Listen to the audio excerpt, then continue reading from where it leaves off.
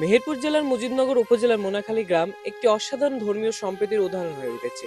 এখানে মুসলমানদের মসজিদ আর হিন্দুদের পূজার স্থান দীর্ঘদিন ধরে পাশাপাশি অবস্থান করছে, তবুও কখনো বিরোধ নয়, বরং পারস্পরিক শ্রদ্ধা আর সহনশীলতার মাধ্যমে গড়ে উঠেছে সম্প্রীতির এক উজ্জ্বল অধ্যায়।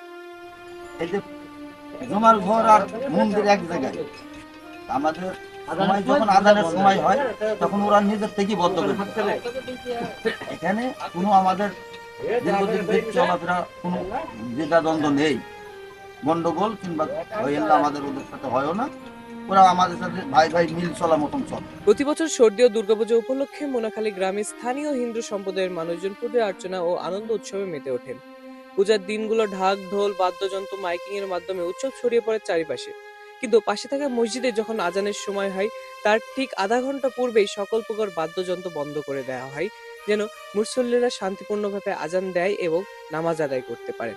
আমরা মনে বসবাস করছি, আমরা হিন্দু ভাইদের নিয়ে, আমরা মুসলমানদের নিয়ে, আমরা বন্ধুর মতন করি, সবাই আমরা চলাফেরা করি।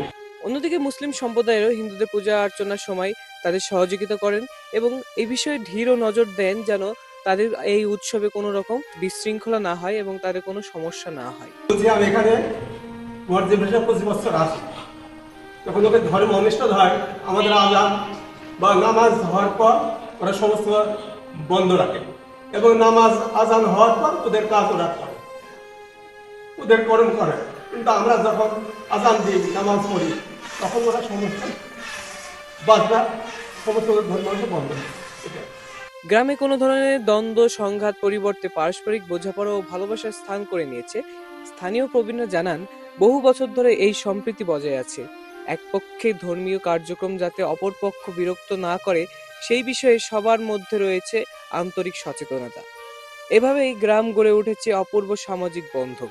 মোনাখালী গ্রামের এই উদাহরণ কেবল জেলার জন্য নয়, পুরো দেশের জন্য একটি শিক্ষণীয় অনুকরণীয় দৃশ্য, যেখানে ধর্মীয় ভিন্নতা থাকলেও হৃদয়ের ভিন্নতা নেই, বরং আছে সম্মান ও শ্রদ্ধা।